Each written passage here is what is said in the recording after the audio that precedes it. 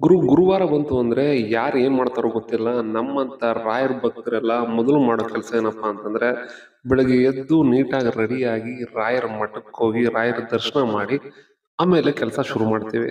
ಆದ್ರೆ ಇವತ್ತು ಬೆಳಿಗ್ಗೆಯಿಂದನೇ ಬೇರೆ ಬೇರೆ ಕೆಲಸಗಳಿದ್ದ ಕಾರಣ ರಾಯರ ಮಠಕ್ಕೆ ಹೋಗಿ ರಾಯರ ದರ್ಶನ ಮಾಡಿರಲಿಲ್ಲ. ಸೊ ಇದ್ದು ಬದ್ದು ಕೆಲಸ ಎಲ್ಲಾನು ಸಂಜೆ ಒಳಗೆ ಮುಗಿಸಿ ಸಂಜೆ ಮನೆಗೆ ಬಂದು ಫ್ರೆಶ್ ಅಪ್ ಆಗಿ ಹೊರಗಡೆ ನಿಂತಿದ್ದು ನನ್ನ ಗಾಡಿನ ಎತ್ಕೊಂಡು ರಾಯರ ದರ್ಶನ ಮಾಡೋದ ಅಂತ ರಾಯರ ಮಠದ ಕಡೆ ಹೊರಟೆ.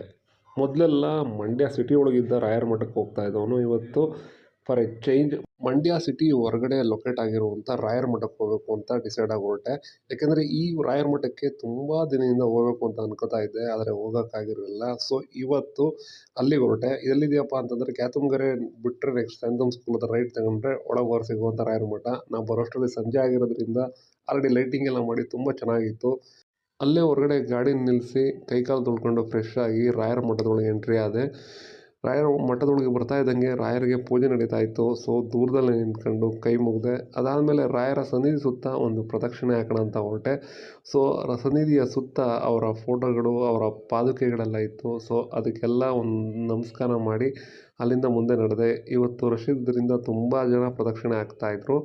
ಸೊ ಪ್ರದಕ್ಷಿಣೆ ಮುಗಿಸ್ಕೊಂಡು ಮುಂದೆ ಬಂದೆ. ರಾಯರ ಅಲಂಕಾರ ನೋಡಿ ಮನಸ್ಸಿಗೆ ತುಂಬಾ ಖುಷಿ ಆಯಿತು.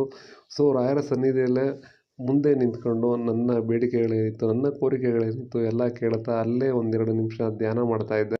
ಅದಾದ್ಮೇಲಿಂದ ಅಲ್ಲಿಂದ ಹೊರಗಡೆ ಬಂದೆ. ಹೊರಗಡೆ ಬರೋಕ್ಕಿಂತ ಮುಂಚೆ ಮತ್ತೊಂದು ಸಲ ದೇವ್ರನ್ನ ದರ್ಶನ ಮಾಡ್ಕೊಂಡು ಕೈ ಮುಗಿದು ರಾಯರಿಗೆ ಹೊರಡೋಣ ಅಂತ. ಯಾಕಂದರೆ ತುಂಬ ರಶ್ ಇದ್ದಿದ್ದರಿಂದ ಪ್ರತಿಯೊಬ್ಬರು ಕೂಡ ರಾಯರ ದರ್ಶನ ಮಾಡಬೇಕು. ಸೊ ಅದಕ್ಕೆ ಅಲ್ಲಿಂದ ಹೊರಟೆ. ಹೊರಗಡೆ ಬಂದರೆ ಹೊರಗಡೆ ತೀರ್ಥ ಮತ್ತು ಅಕ್ಷತೆ ಕೊಡ್ತಾಯಿದ್ರು. ತೀರ್ಥ ಇಸ್ಕೊಂಡು ಕುಡಿದ ಮೇಲೆ ಅಕ್ಷತೆ ಕೊಟ್ಟರು. ಅಕ್ಷತೆನ ಈಸ್ಕೊಂಡು ತಲೆ ಇಟ್ಕೊಂಡು ಹೊರಗಡೆ ಬಂದರೆ ಹೊರಗಡೆ ಪ್ರಸಾದ ಕೊಡ್ತಾಯಿದ್ರು. ಸೊ ಅಲ್ಲಿ ಲೈನಲ್ಲಿ ನಿಂತ್ಕೊಂಡು ಹೋಗಿ ಪ್ರಸಾದ ಇಸ್ಕೊಂಡ್ರೆ, ಪ್ರಸಾದ ನೋಡಿದ್ರೆ ನನ್ನ ಫೇವ್ರೆಟು ಚಿತ್ರಾನ್ನ ಕೂಡ ತುಂಬ ಟೇಸ್ಟಿಯಾಗಿತ್ತು. ಸೊ ಅಲ್ಲೇ ಮುಂದ್ಗಡೆ ಕುಂತ್ಕೊಂಡು ಚಿತ್ರಾನ್ನ ತಿಂದೆ. ಅದಾದಮೇಲೆ ಇನ್ನೊಂದು ಸಲ ರಾಯರನ್ನ ನೆನೆಸ್ಕೊಂಡು ಅವ್ರಿಗೊಂದು ನಮಸ್ಕಾರ ಮಾಡಿ ರಾಯರ ಸನ್ನಿಧಿಯಿಂದ ಮನೆಗೆ ಹೊರಟೆ.